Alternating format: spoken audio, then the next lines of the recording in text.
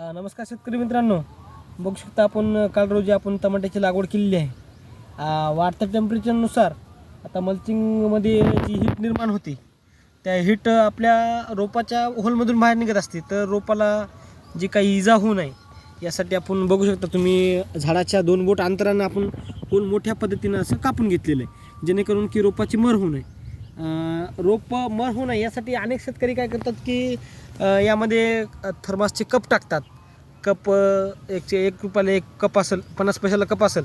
जे काही अतिरिक्त खर्च जे आहे शेतकऱ्याचा ते कुठंतरी वाचला पाहिजे, यासाठी ही माहिती सांगत आहे की कप फिप न आणता जर आपण झाडाच्या 2 बोट अंतराने एवढ्या प्रमाणात होल जर कापून घेतलं तर हीट निघाय बी त्याला जागा निघते आणि रोपाची मरसुद्धा होणार नाही.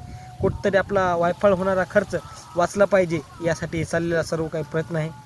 तुम्ही अशा पद्धतीनं उन्हाळी पिकामध्ये मल्चिंगच्या सहाय्याने जे काही रोप करणारा गोबी असेल, टमाटे असेल, मिरची असेल, त्या पिकाला हीट लागू नये, ते रोपाची मर होऊ नये यासाठी हा आपला जुगाड आहे, जे की झाडाच्या 2 बोट अंतराने आपण मल्चिंग कापून घ्यावी.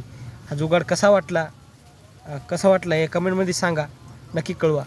धन्यवाद.